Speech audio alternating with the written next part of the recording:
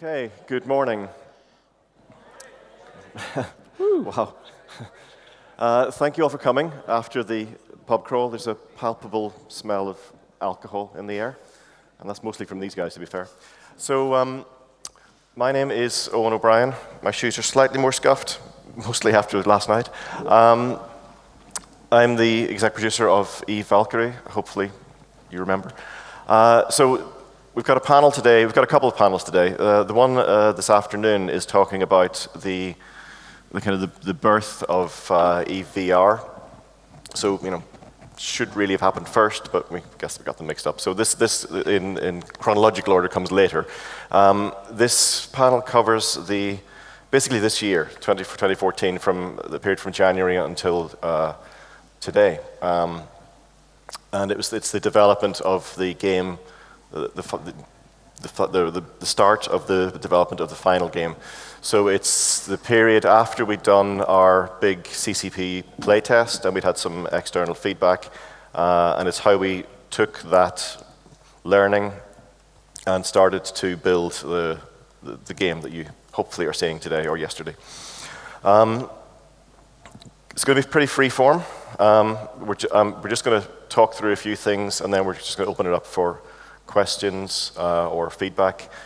We are still in the design process of this game, so we want to hear your feedback. We want to hear your ideas. Can't promise they'll all go in the game, but I do promise we will listen to all your ideas. Let me just introduce everybody. This is Andy, Scottish doodler, artist type person. And they gave me a pencil for this one too, so I can keep working all the way during the show. I'm drawing a ship. I'm going to make another ship for the game. Cool. Yeah. This is Dave Gundry, ninja coder. Keeps putting really cool things in the game that break them. Yeah, they also gave me a pencil. Yeah, shouldn't have. To code. Yeah. This is Chris, our lead designer. So he's kind of the guy behind most of the major topics we'll be talking about this morning. And how we took, he came along, he looked at the prototype we had, looked at all the feedback, and kind of was the focal point for driving the design forward to what we have today and what we're going to be doing further down the line. Right, they gave me a pencil, but I don't like the design of it, so. And this is Ziggy, our vegan VR virtuoso. It's not easy to say at this time of the morning. Would you like to say a few words? No, Hi. Good, okay. So what was the scenario? So we'd done our playtest and we'd had kind of four main areas that we wanted to look at. They were the lore, making this game fit into the Eve universe and finding our place and our kind of being true to the Eve universe, but also finding a space where we could play in, if you pardon the pun. Then the other feedback we had was the ships were too similar, so we'll talk a bit about that. And then how are we going to get tactical depth into the game? And then finally, the game mode and what was wrong with that. So let's talk a bit about the lore first of all and the storyline. Chris, do you want to give your thoughts? I guess I'm probably the most noob person to the Eve universe. Straight out of the bat, it's kind of a big task to get 10 years of amazing history. And the key is, these guys will tell you, it's very important to me that we respect that history, that we use it. And I think today, our game wouldn't feel as polished and as deep and as generally good as it is without having leveraged that. So, one thing we do whenever we design, and a question these guys hear from me a lot, is there anything in Eve that does this? Is there anything in Eve that does that? How can we do this in Eve? And then the flip side came up is, and I think this is the area you want to talk about, is how do we get our game into the Eve universe? And that sort of came from the same direction, which is how does the technology work? How do these pilots exist? Where do they exist in the world? And what do they do? And these were the main focal points to when we sat down as a group. And everyone here and everyone on the team had input into this. And you know, the characters you see today are sort of a result of working with the great writers here in Reykjavik. So our process was really to break down where we were in the world, because obviously the question we get asked most is how does Valkyrie fit into the EVE universe? And the simple answer, and I'll let these guys speak because I tend to speak too much, is it's very much in the universe. It very much lives in the universe. We're very lucky we get to add to it. But I guess you guys want to know where Ran came from. Yeah, I mean, we had a... I'm new to the EVE universe too, you know, just slightly less new. And there was already a kernel of an idea of using, you know, obviously we needed smaller ships to fly. That was kind of a given in what we were making. But when I came aboard, the idea of leveraging the pirate factions was already starting, and I worked quite closely with Torfi to make sure that we were consistent with the lore, but also that we came up with a storyline that that started to weave all three games together. You know, Dust, EVE, and Valkyrie. So I actually think Torfi is going to talk more about Ran's story tonight. So maybe I shouldn't presage that too much, but having the pirate factions, or having, you know, you playing a splinter group of the pirate factions, gave us a lot of freedom, and it allowed us to have the sort of gameplay that we wanted to have, and it allowed us to there was a little bit of creative space in the EVE universe where we could, you know, more closely define, you know, what these ships would look like, or what these, you know, what what sort of weapon systems they would have, what sort of, you know, defense systems they would have. As I was showing in my keynote, you know, they had the freedom to take, you know, Amarr and Caldari technology and put them together. So we were able to define our own sort of look and feel and, you know, space within the EVE universe. So we were adding to it without actually trying to reinvent the wheel. I'm going to move on from the storyline, because I've just realized as I'm talking that, as I say, Torfi's going to talk in more detail about Ran's story, and it does start to link in with the other games, and it's something we want to reveal a bit more slowly over the coming months.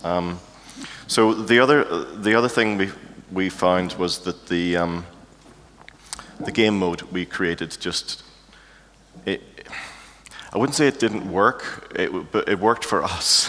The developers had great fun with it. It was always really, really close matches, but when we tried it on other people, it was just completely polarized. It was an asymmetrical game mode, and yeah, I mean, well, I'm doing a lot of the talking, so do you want to, maybe Ziggy, do you want to talk about the game, because you were there when that was kind of created? Yeah, it was a lot of fun when we did it initially, and we were trying to be really careful with the balance of it. We had, you know, attackers and defenders who then swapped, but one side kept winning for a long time. Over last November and December, we tried to balance that as much as we could, trying to get, you know, at least equal, or even try to lean it in the other direction. But then we did a CCP-wide playtest at the end of December, and it went totally the other direction. And almost, you know, the defenders almost never. Yeah, it was very unbalanced. That was a bit surprising, and that's why we need someone like Chris to come help us with that. Yeah, it was actually, you know, I've come to this new team, and these guys are, like, I know it sounds sort of typical to say, but everyone I work with is awesome. But I'm a new guy, and I come in, and the first thing I have to say is you need to change your game mode. It doesn't make me the most popular person through the door. But this sort of goes back to what this panel's about, which is not only what we've done, but how we work. And these guys were very open. They're just like, they want to make the best game. And now I want to make the best game as part of them, because I've had a few months and they've accepted me into the tribe, and that's very good. But the biggest point that I came into is we have VR. And look, you guys all know, anyone who's played VR knows that when you put it on, the sensation of just using VR is enough of a new set of stimuli to deal with, as it is to learn a new game mode, as it is to learn a new game, as it is to control a new ship. So what we're being very careful at is that the core, that we release when Valkyrie comes out is instantly playable and accessible, and this is something that Owen's talked about before. So the game mode needed, the things we identified with the game mode is it needed to be accessible the first time you played it. We can't release with too many game modes because we don't want to split our initial audience into too many fractured groups. The game mode needs to be understandable and unique to Valkyrie. The issue with the attack defend was as players first came in, they had to instantly learn too much. Oh, that's the opposition. Oh, I have to do this first. Now I have to do this. For anyone who didn't play it, sorry, I should actually explain, is you had to take down the shields. You had to destroy ships, take down the shield on the main ship, and then blow up the main ship to win. But the main ship was going to the warp gate, and if it went through the warp gate, you lost. So it was, the way we ended up talking about it was, you know, instead of sort of feeding the player the first course, then the main course, then the dessert, it was like every food in the universe was placed in. And that, combined with the fact it was easier to defend than it was to attack, I think that was the way around it ended up. You know, attack defend will most likely come back in some form, I hope so. But as the first thing we released, we needed to be a little bit more conscientious about the game mode we chose. And again, I'm trying to, if I'm pausing, I'm not allowed to say certain things about the game mode, otherwise Owen actually has an implant in my head which he can press a button and taser me at any time, so I'm very, very careful on that. So I'll stop talking on that, but the main thing there was coming in, taking all the feedback, working with the team, and really being honest. And part of our process is, and Andy, you mentioned this when we were, prepping this panel, is one thing we want to talk to you guys about is that this is new territory, that we will make mistakes. And as a team, we're very honest with ourselves that when we make a mistake, we identify it and we don't just plow forward going, nope, nope, nope, nope, we must do this. It's that we identify that and we come up as a team with a solution to make it better. And I think that's what you're seeing when you play Valkyrie. You're seeing the fact that we care so much about getting it right that we don't carry forwards with anything that doesn't work. And that's really the story that happened with the game mode, without actually telling you the game mode. Well, yeah, I mean, the other problem we find with the game mode, and it kind of drove us towards the sorting out the lore and who you actually are in the game, was that essentially only one side was playing pirates, the other side were kind of playing, navy, like a carrier escort, and although you always won, that wasn't as much fun as being the attackers. So it's kind of like, okay, we need, being pirates is more fun than being the defenders. So that again drove us towards the lore. So let's talk about it, because again, I think another thing that was affecting the game mode was that we thought we had a rock, paper, scissors set of ships. We had a heavy, we had a sort of a agile fighter, and we had a lancer, which was like a. Actually, I'm going to let Dave describe the lancer because he was the lancer king, and they were lancer. Really annoying ships. It was kind of like a sniper type ship, which we thought would be a really good idea. Some of us still think it is a nice idea, but basically we kind of figured out that it's not. It wasn't working so well for a virtual reality game, particularly this game that is about really fast ships flying around in space. I'm sure most of you have played a sniper in some other game, and trying to shoot a moving target is hard. Trying to shoot a moving target that can move around in 3 dimensions when you can also look around in 3 dimensions, it's basically a nightmare. It was really fun to play after your about 100th game or something, when you finally got the hang of it. But given that we're going after a very accessible game, it just wasn't really working for us, I don't think. Yeah, well, it almost started off as a sniper, right? Like you had like a real long range, and we're throwing up holographics and trying to make it work at distance. And as people didn't really get it, as it wasn't really working with them, we drew the distance in and kept bringing it in until essentially it was really just the kind of like the Quake style railgun, like a one-shot, long reload weapon that if you didn't hit with, you were left swimming for quite a long time. But when you hit, the satisfaction of the Lancer, we have to get that back. My favorite bit of it was we had this really cool, not afterburner, but just like this insane boost on it that you could just like fly across half the map. I really liked it. I think a lot of us just like flying around really fast. We're basically 12 years old. Remember towards the end too, where we'd got so good with the Lancer, we decided to only target people going in super boost. Yeah. It was essentially a micro warp drive. Yeah. Yeah. I mean, it was a really pro player ship. So we haven't scrapped it, but we may bring one back again later as a later sort of role in the game. But it was way too difficult and overpowered. Weirdly, both of those things for a kind of a launch ship. So a lot of these things, we find things don't work. We kind of shelve them, and we'll come back to them, later in the process.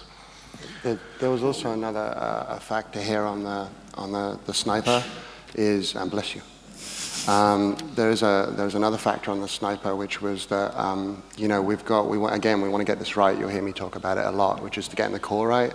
The sniper was a long distance ship, so you just think of that 3 circles going outwards.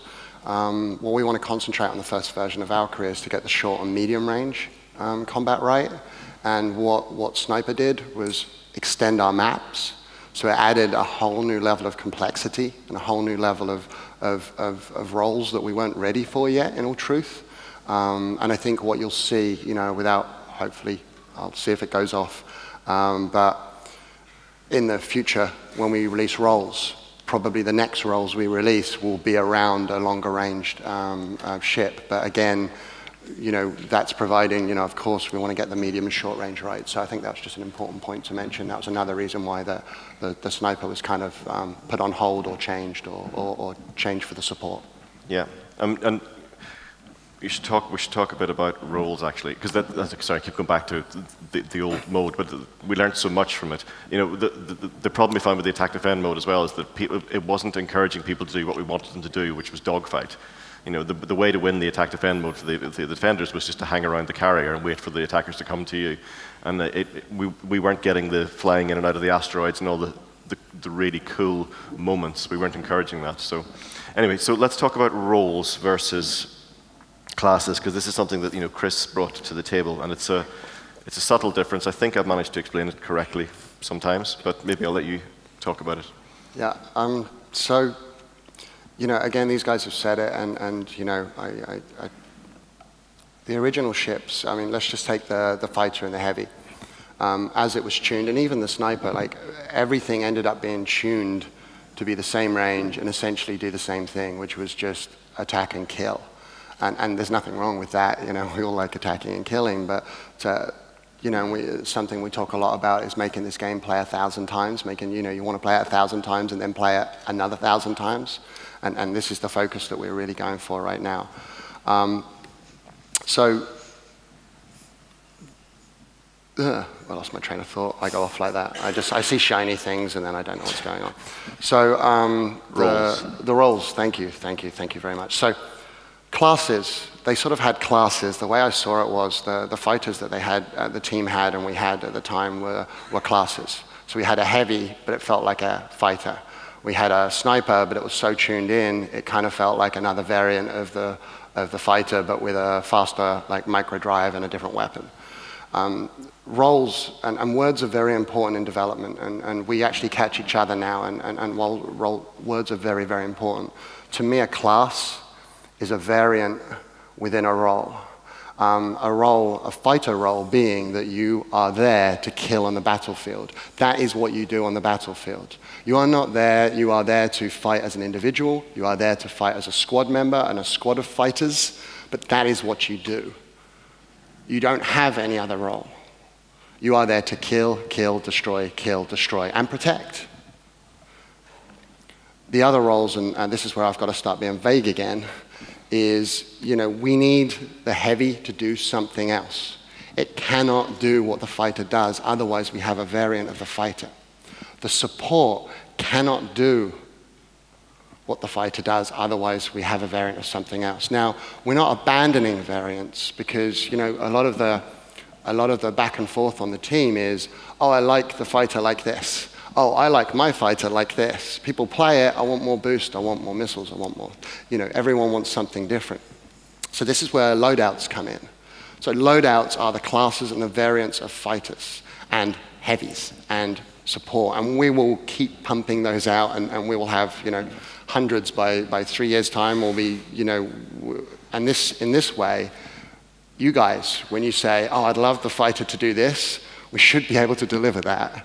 When you guys get the heavy, we should be able to deliver that. So a class is a variant. Now, it's really important that the loadouts do not change the nature of what a fighter is. And we've got a very big rule here. There's sort of 2 rules to a loadout here, which is it must add real gameplay into the tactical gameplay into the game. It can't just be 10% more damage. That's not the point of a loadout. You have to find a new tactical way to play. But it cannot change a fighter into a heavy. And if we ever see a loadout where we play test it and people are playing it like another role, it will be cut. Because it's really important to us to keep that separation. And we want you guys to enjoy roles. We want you guys to be, hey, I'm a heavy, but occasionally I jump in to be a support, or, I'm a support guy. And, I know mentioning other games is always, something to do, but, TF2 is a great game that embodies that. Pyros have a very different role to heavies. I mean, that's just if anyone wants a comparison. But so that's where we ended up starting with 3 roles. We have actually got 3 very distinct roles, and I'm so annoyed at this fan fest I can't talk about heavy. Anyone who hung out with me last night will hear that rant about 12 times. I can't wait for you to get the heavy, because the heavy will blow your socks off, and so will the support, and they're very different. So well, let's give them something. In broad, in a one word, what would you say the heavy's role is? Is it defense? Or what would you? Well, so how would you categorize the role? One thing important about roles is they're not individuals. So it's hard to do a one word, because each role needs to do multiple things, and this is where the depth and the complexity comes in. Mm-hmm. Because a role needs to work in a different way with each of the other ships. And what we learned was rock paper scissors is just too simple. It works to a point, but then it breaks down. Each role needs to work with the other in a unique way. So the heavy needs to work with the support in a unique way, and it needs to work with the fighter in a unique way. Now, so does the fighter, so does the support. Then they all need to work in unique ways with turfs, which we'll talk about later. But let's talk about turfs now. Let's move on to turfs, because let's not tease them too much about stuff we can't talk about in the fighters. I'm trying really careful not to be tasered, essentially. So let's talk about maps and themes and turfs. Okay. Oh, sorry. I thought you were going to go on there. So. Well, I can talk about it. You've talked quite about it. Maybe. I'll throw themes to you, Andy, because we went in. I mean, obviously, all of us have been in most of the meetings for most of the design, but art and design meet on a lot of levels, as does VR and code and gameplay. Obviously, that's what a team's about. We work on everything together. Do you want to talk about the themes, how we create themes? Because we did some brainstorming and then all that other stuff. And why themes are important and how they can affect gameplay. I mean, I can talk a bit about that, but... Yeah, sure. I mean, we got together and we just looked at... The maps are really about what gives people... It's about giving people an experience, I guess. Again, like everything we've been trying to do with the game, it's just about trying to fulfill this virtual world and trying to give people the best experiences. And I think the maps really reflect that in a lot of ways. The one we brought today has a mixture of things, and you can punch through debris of ships, and then you fly and move around the temple, and we've also got that lovely, and people don't seem to be noticing so much this week, but there is so every time I get a chance I'm harping on about this, but there's a lovely, not day-night cycle, but the starts off a lovely blue and goes to deep blood red as we get towards the end of the match to try, signifies the time, but also the death and all this kind of thing we've been working on. So the environment themes and turfs, I think, should work together. The art team are going to work very hard on making sure that turfs, when they're defined, they're very visually identifiable. even if they, we move them throughout different themes. So if we have one theme of, a destroyed space yard, and then we have one, of an asteroid field, or whatever we decide to do with them. Okay, I'm going to talk about some things that we probably shouldn't talk about, but so one of the themes that we want to do, and we really tried to get it for FanFest, but we couldn't get it ready in time, and in no way promising this for the game, but we really want to try and have, the map we were working on for a long time was a Titan wreck that you could fly inside and around, and it's really cool. And that's one of the maps that we're really going to try to make work. But it was, that was a very cool theme, and it was something we all were really trying to get working. But the Titan's huge, so there was an awful lot of artwork to get that looking, great, up as close as you can get in these ships. But I think when we get that working, that's a completely, that's a completely different environment and theme, and it's also a different turf, for gameplay. Interiors favor certain roles and certain loadouts more than others. Yeah, one thing that works incredibly well in VR we've found is using scale. So like passing a small ship and then passing a large ship gives you a great sense of speed and a great sense of your scale, your size within the environment.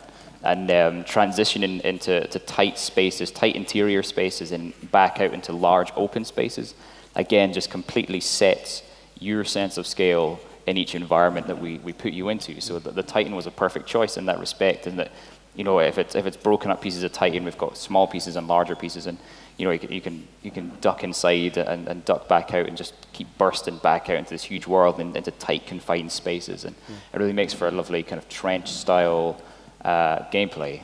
But yeah, I'm glad we can talk about that. That's good. It gives me something to go on. Yeah, I feel like it doesn't like leave me. Well, there's all this stuff really cool and we can't tell you. It's really good, but again, we just don't have it here, which is a shame. That's really bad. More teas. There's something else about this, and this is, the team is always very conscious that it's you guys that help us get helped us get where we are today. And a lot of discussions we have with maps, and I'll go on to turfs in a second, is how can we bring the events from Eve into Valkyrie? When we talked about map themes, one of the first things was, well, why don't we let you guys create the themes? And then we went, well, they already have. Massive events have occurred in the Eve universe. How can we bring those in? And even if we can't do them directly into the scale that you guys have your massive wars, and Eve wars still to this day astound me. The first conversation was, well, there was the first Titan that got destroyed, and then that was immortalized in the planet. And so the Titan came up, and thank you for letting us talk about that, because trying to hold as many things back. So that's the first thing, is really getting the lore into the maps and trying to give something that you guys recognize and can feed on, and hopefully in the future we can get more of that in. The second one is turfs. I mean, you've heard it come up a lot of times. Owen did a great description in his keynote, but we can dive a little deeper. The issue of designing a multiplayer map for Valkyrie is a tough one. I'm used to having a plane. Now I have a box. I can't give main paths and secondary paths and choke points. Anyone can fly anywhere.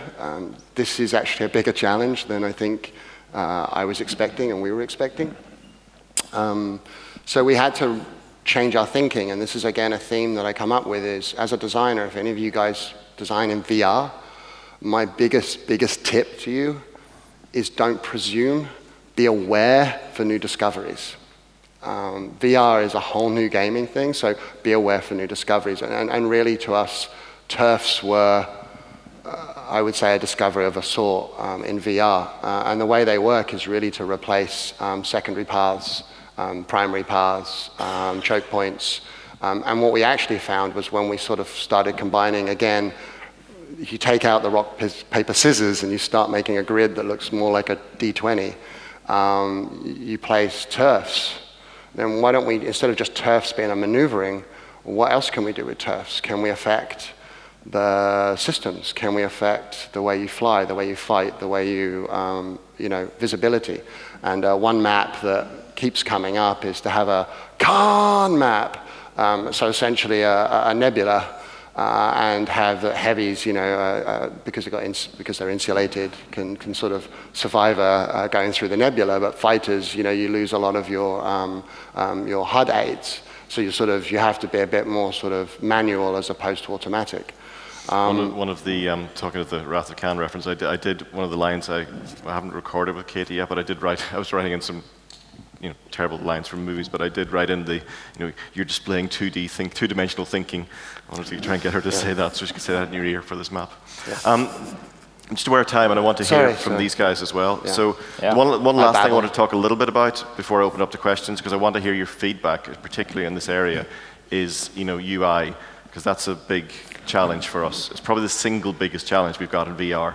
And one of the things we've discovered is that, for God knows, ever since the TV has been invented, people have been taught to look straight ahead. Ever since people have been playing games, UI has usually been developed to compensate for the fact that you don't have 360 vision. So you have radars and maps, and you're given all the information here in front of you. And we found out that just taking that and copy pasting it into the VR world, it just doesn't well, A, it doesn't really work, and B, it's discouraging you from looking around. If you give somebody all the information right in front of them, then they're not going to look around. So we're almost starting to strip stuff out of the UI to allow people, or to encourage people to look around. So you should, rather than a dial flashing here telling you that your engine's on fire, you look out and you see your engine's on fire, or you know somebody's behind you because you can hear the bullets hitting, and you get the damage effects. And I know you can't hear anything in space, but just give us some creative freedom. So I think because of time, what I'd like to do is just open up to questions from the audience about anything we've said, or anything, or questions and/or suggestions. There are mics at the corners, sides here. So if anybody's got any questions, please come and grab a mic and let us know. I got one for you. On your right. Oh, yeah.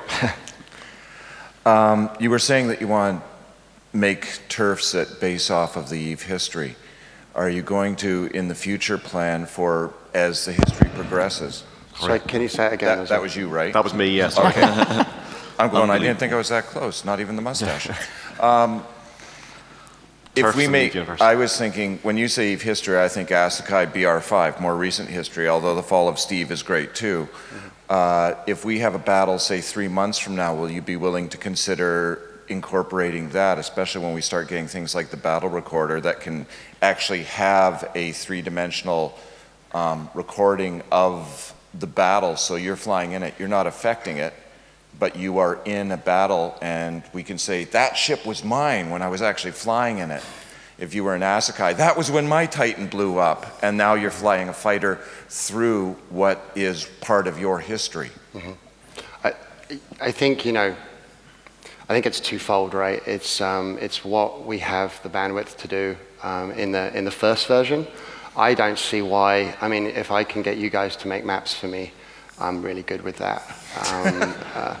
I think if we can, certainly, in the short term, base, let's just say a graveyard of ships based on a fight, find out who was involved in that and start, pasting their names on the side of ships, at least initially. As for the technology to kind of, grab a battle and dynamically change that into a map for Valkyrie, that's a suggestion for the future, but I'm not sure if that's answering your question. Well, yeah, it is. I'm not saying right now. I understand First Incarnation is, what you can do, and like you said, you're learning to think inside the box. But I love that idea, by the way. I think the only thing we would need to do is obviously, we're putting together a map at best practices. So what you might find is even if that technology happened, we'd have to go in and sort of nudge a few things left and right just to make sure that it's also, sort of fun to play and that we don't have any exploits on the map. Okay, thank you. You're welcome. Nice idea, though. I like it. Yeah. Should we do the left side? Yeah, sorry. So my question is, I played the game yesterday, and I noticed that when you had a missile lock on you, or when you were using your countermeasures, it would be visible in the top right corner of the glass if you were actually looking forward. So it seemed to be centered on the glass. So I was wondering why that was there as opposed to being like more of a heads-up display on the actual view when you were switching back and forth. Is that a design choice? Because what you were talking about wanting people to look around, but I always have found myself looking back to center to find out if I had a missile lock or if I had to deploy countermeasures. This is a problem we're constantly struggling with. And it's all about, how much information you get immediately. How can you get it in your immediate view? How can you catch your attention and make you look to something to actually get that information? Another problem is that you mentioned like having it on a heads-up display and, for example, just follow your view and things like that. We found that those things do not work really well, and they generally just get in the way and have other various bad side effects. We're trying to make all our HUD and all our UI be a part of the spaceship and the cockpit, just like it would be in the actual world. I mean, yes, you can say that pilots have helmets, and even in the real world, they're projecting stuff on the visors on the helmets. But that also contributes to another thing, is how many layers you have to look through. I mean, you have the distant space, you're following the battle, you're following the spaceships. You also have your own cockpit. Then you have the UI, and if you also have one more here in front of you, it contributes to eye fatigue, because you're constantly focusing your eyes, and you actually need to do that in VR. If you look at something close here, everything else goes out of focus, and you lose that attention. And we found that by having elements there, the user is constantly distracted and constantly switching its focus, and it was just not very good. The placement we have right now for the missile lock is not final. It's just, what we have right now. The UI came in very late, so the placement isn't final. And I think what Ziggy said is true. We did have a lot more stuff on the head, but the more stuff you've got on your head, the more it was nausea-inducing. I suppose it's one of the things we learned. Yeah. But we will keep iterating on the UI. It also kind of, when we moved the HUD around with the view, it made you feel that wherever you were looking often was the forward view. So as we tried to carry pieces around with us, that felt like forward. And then, then it was difficult again to find forward, if that makes sense. And that was a bit of a challenge. I think Siggy's kind of, it's part of this balance that we're constantly tuning, which is how much of this is a game overlay? How much do we need to represent as a game to make this a working game? And how much of it is something that is real and is part of an experience? And there's a constant balance between these two things to try and find a happy medium to make sure the game is playable and accessible and works correctly, but also sells itself as a virtual world, an augmented reality cockpit, things happening around you, contextual UI, all this kind of stuff. So we'll continue to work on those things. If there's one thing that will change in probably every single time you see the game, it will be an evolution of the HUD. Okay, so I'm just aware of the number of people who reached us open for questions earlier. Is that okay? Sorry, did you get an answer? I'll go back to the right. Yes, the current turf that you have in this demo essentially seems a very passive. Although I've noticed that as the match goes on, you see sunset come on, the lights changed more reddish tone. Is there any plans for a more active style turf? Say you're flying along, say you've got like an Abaddon broadsiding a Tempest, and you've got pieces flying off the Abaddon littering the battlefield as you're fighting, dodging between them. The poor sucker behind you gets hit by a chunk of Tempest. Yeah, I can give you a couple of examples of turfs that you guys haven't seen that we've experimented with that are more active, or that we've talked about anyway, and a couple have gone in. Interiors is actually it sounds passive, but actually it can be quite aggressive. But we talked about having wreckage that still has electrical discharge, that if you fly too close, you kind of get zapped and your systems can go down, and it's something that heavies again are insulated against that maybe a fighter isn't. Nebulas, something Siggy's working on is that when you go too close to asteroids, some asteroids, you get sort of pebbles, if you will, hitting your screen. And we also talked about having even dynamic asteroids that you can blow up, or that maybe ice asteroids that sort of reflect. So we're in the experimental phase of that. I think a lot more dynamic turfs will be experimented on when we have all of the roles where we like them. Yes, would love to bore a hole through an asteroid with my guns to get by somebody. Oh yeah. I think we all would. So would we. Yeah, somewhere out there I heard the cry of our physics engineers. So. Okay, thank you. Wow, a lot of questions. Hello. First, I really love the trails. It's a nice eye candy in the middle of the battle. But a first question, that ship damage from static structures, is that something you plan to put in? Because right now, if you fly into a structure, it's just kind of wiggle there for a bit and fly off. Yeah, we turned it off for FanFest because we assumed you'd all be noobs at flying the ship, so we thought it'd be nice to you. Yeah, we just turned it off basically for FanFest. When we did, yes, you will crash and burn. You will get it. When I should have brought a stat with me from the playtest, because we were tracking damage, and there was like, we wanted to see which weapon was the most effective. We had like a flak cannon, lasers, and the Lancer, and they were all kind of here on the scale. And then there was this huge scale, and it was damage from collisions, people just like flying into things and blowing up. So yeah, we took it out for FanFest, but we definitely will put it back in again. What Owen's not saying is most of that was him flying into rocks. Yes. Okay, and the second one, if you can answer, is there a plan for a PvE campaign, since you have Guristas and Ron for a great storyline? I would love to do it later down the line, but it's got to be further down the roadmap. Initially, we're a small team. There's like 25 of us, and we're in this new tech that's changing underneath us. So the initial focus is going to be on, PvP. But I would love to do PvE later, because I think it's a great storyline to explore as well. Oh yeah, I've got a lore-based question. During your keynote last night, the ships that you showed us that you had already looked to be, you said they were an Amarr Caldari hybrid. I was wondering why you combined those two ships when Guristas are supposed to be a Gallente Caldari, or not supposed to be, but. Harry, are you here? Can you answer that? Because well, yeah. Yeah, a lot of this is down to visual choice. Like the Tempest was perfect for us in the way that it encompassed you in the view. It's something we really wanted to retain. And why did we build it? So was it a design-based decision, not some sort of deeper lore-based plan that? No. Yeah, like it was purely like an aesthetic choice. Okay, really. So there's no secrets, is what you're saying. I think there's a certain amount of lore there because we are who we are, and they can steal from anyone they want to.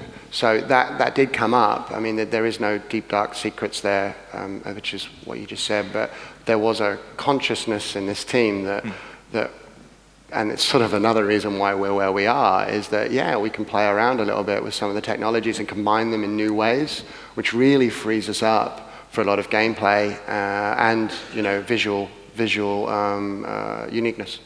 And I do think the writers, were involved in which ones we were taking, so I think they've got some ideas of how we, weave these into the backstory later. Cool. But I'm not in a position to talk about that. If I can ask you a favor, in the front row here, my friend Faulty7, today's his birthday, and it would be awesome if you guys could wish him a happy birthday on the stream. Thanks. Hey, happy birthday, man. Happy birthday, man. Happy birthday to you. Happy birthday to you. Happy birthday, dear. I've forgotten your name. Happy birthday to you. Okay. I'll see if I can grab your T-shirt as well at the end. No more birthday call-outs. We'll never get out of here. Okay, back to the left. Get you a T-shirt. I have a question and a suggestion. Okay. The suggestion is in the future, when you come to that point, for the integration, for better integration between Eve and Valkyrie, how about taking out the fighter drones and the fighter bomber drones and actually replacing them with Valkyrie pilots instead? There have just been so many programmers all over CCP who have just shuddered a little bit saying that. It is cool. I think pretty much everyone who has ever played Valkyrie has gone, that'd be kind of cool. I wouldn't accept it to come out tomorrow, but it could be cool to have it in. It's a nice long-term, dream. Yeah. And my question is, when the Dust was first presented, it was presented as an Xbox game. and then it was after presented as a game for multi-platform, and then it moved over to be PlayStation only. How is that going to be with Valkyrie?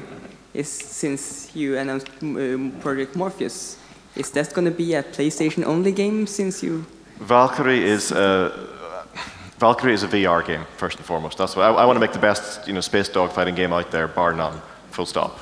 And enhanced by VR. And our first entry into the market is going to be using this amazing technology because it really works for VR.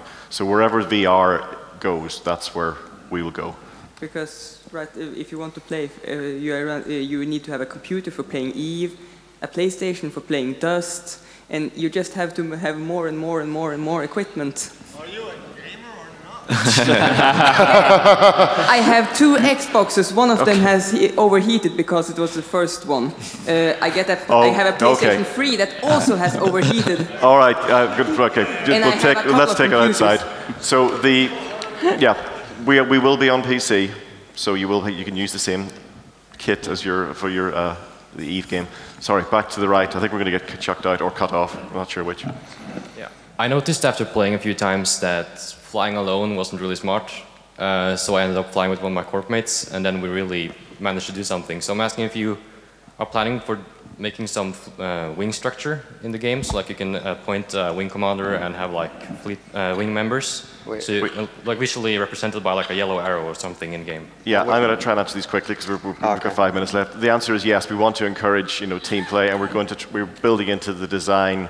Oh, fuck, I'll just say it. We're going to build in bonuses for flying as in a wing or with a wingman. I'll not tell you how that works, but what you did is exactly what we want to encourage. I'm going to try and get through you all in 2 minutes. Sorry. So, will there be any maps in which the target, like a battleship that has to be destroyed, react like an Eve player would, apply nukes, launch smart bombs, or web it and shoot it with the main guns? Maybe. Yeah. Is the answer. I think it's a nice idea. There will be maps where the objective is not just to destroy the other craft. There will be cap ships to do something to. We want to have, when you're on the battlefield, we want to give you multiple options to consider, but not too many. And we wanted to make it feel like you're an Eve. So if the AI ships are behaving like Eve players, so much the better, as far as I'm concerned. Okay. Thank you. Okay, I have a question to the different types of fighters, the loadouts, as you call them. Are you going the same way as Eve with different modules for these loadouts, or are these really static ships? I mean, they were talking in Eve that static content is very hard to fix, to nerf, whatever, since you have to look at every kind of item, fighter, whatever, if it is not balanced. So it's kind of like it's for me, you're doing mistakes that Eve has taken in doing static content, and not these module types that it's probably better to nerf, balance, whatever. Or am I wrong? Chris, yeah. It's a different style of game, and we've made these choices for the style of game it is. Again, I'll reference TF2. That's the best way for me to do this very short, is they basically make every single weapon, there's an advantage and a disadvantage. By doing that, they're tuning for a set type of gameplay and a set type of engagement. And it's the same way we're intending to tune. That's basically the answer. I mean, it's tuning-wise. I don't intend to have much sleep, I guess, in the next year. I would say maybe, in any of these questions, then please come and talk to us afterwards. Yeah. I'm going to get a hook pull me off stage in a second. So please come and talk to Chris later for more talking more about the loadouts. Sorry, I've got to cut you off, but I've got to get through these guys too. It's a good question. No, there we go. When I was playing, obviously, because the focus is to look around and around you, the missiles were obviously more the primary weapon as you were using. But in comparison, the guns were very fixed forward. Doesn't that seem a little counterintuitive as you're playing? You're trying to encourage this sort of more 360 awareness, but in order to make use of the other weapon system, you have to lock the weapon and lock your vision straight forward. Would there be maybe some argument for some limited gun traverse? Skilled players don't do that. What they do, I'm suggesting you're not a skilled player, no, but what you tend to do is you suck. No, what tends to happen is you get somebody in your sights and you can be firing at them and locking onto somebody else and go so it allows you to having one fixed and one moving allows you to tackle two or more targets at once. And other loadouts and other roles may have movable guns. Well, it's promising design things. It's most likely going to be one of the elements that you get in one role, but not in another. And that way we keep that differentiation. It's actually, I wish I thought of that earlier. Okay, sorry, quick one, yes? Will it support keyboard and mouse or joystick rather than just controllers? Not keyboard and mouse, that doesn't work in VR, but joystick. I don't see why you need to see the keyboard to well, use it, but okay. It's tricky, believe me. I mean, technically, we can do it. Yeah. It's just with the helmet, it's hard. The quick answer is initially, if you have a joystick, the pilot has to have a joystick. Mm-hmm. If you have a controller, you'll see right now that the pilot has a controller. Number one, it's impossible to find when you've got the thing on where your hands are. Number two, we'd have to have a pilot in a cockpit with a mouse and keyboard. And it genuinely is that. That's not even a funny answer. You just get that disconnect, and it's part of VR, that disconnect. So, I mean, the controllers and control support is not locked down. Let me just say that. So, we might find a way. Yeah, we will consider everything. It's for me at the moment. It's the fact you can't see it rather than any technical reason not to do it. So, I mean, there's no reason to not have the support in there if you want to try and muddle through. But in terms of supporting joysticks, I think that's something we'd definitely like to do. But again, it's to do with time and scope and how quickly we can get those supported. At the hardware level, they're basically the same as controllers. So. Yeah. Anyway, all right. Okay, thank you. Thank you. Hello. I have a brief suggestion about the damage model of your ships. Right now, as I understand, it's flat health points. So you have shield, armor, and then structure, and then you die. It would be very great if you have some modular structure, like separate health points for engines, HUDs, shields, some electronic systems, missiles. Then it will make your capability to balance it very well for heavy fighters, light fighters, and also make very interesting varieties of tactical gameplay. Okay. Yeah, we have prototyped that on some level. It was more of a visual level than an actual ship subsystem level. But it's hard enough to hit someone in space with your machine guns anyway. Trying to pick out their engines as opposed to their guns is next to impossible when you're both traveling at 1 kilometer a second. Well, I would say that it depends on how you realize heavy fighters and some super heavy tactical roles. So if they will be big enough, then it will be very wise to disable them rather than kill. Yeah, I think stuff like that we will end up prototyping, but we'll just have to see. I think it would be nice. I think it's a nice idea. Thank you. Morning. I'm going to make the art department cry. Has there been a thought process about, given the loadouts aspect, continuing with that logic to within the cockpit? So you change weapons config, the cockpit configuration will change to reflect what you're aiming for with the loadout? Yes. And yes, that's a lot of extra Yes, work. I would really like, my goal is really to have as much I've talked about this a lot this weekend, and the personalization of the cockpits and the characteristics of the cockpits and the first-person wings and what you see is very, very important to us. I think it would be good if we can modify the look and feel of weapons and things as we change loadouts, like visible amounts of missiles and things that you see on the wings and such. Like if we change the gun turrets up, changing the speed, changing the feel, just adding components and stuff to it. So we've definitely done the pipeline with that in mind, as in things could be interchangeable. Whether we can do that for the first release, I don't know, so I can't promise it, but it's on my mind. The key is something has to be different for you to feel that loadout, because you don't want it just to be a stat thing. Hello. Hi. It might have been just information overload from the entire game, but it was really difficult to tell when the ECM was actually deployed and whether or not if it was effective other than, oh, I didn't die. Uh-oh.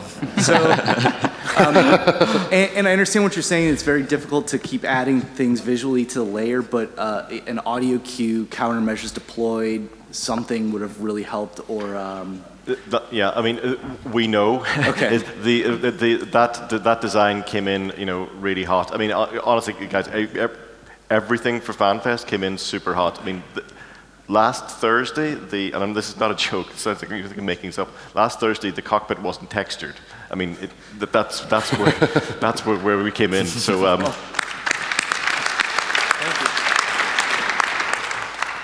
Hello, my question is also on input devices. I'm not a console gamer, and since we have to buy hardware anyway, do you also think about more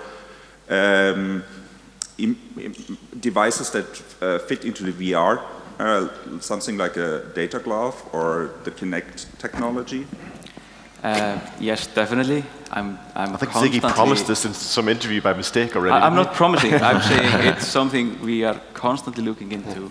But it's a bit of a wild west out there right now with so many different devices, and you can't, I mean, if it doesn't triple the price of the final product, I would buy it because we have to buy something anyhow. That's legally binding. I mean,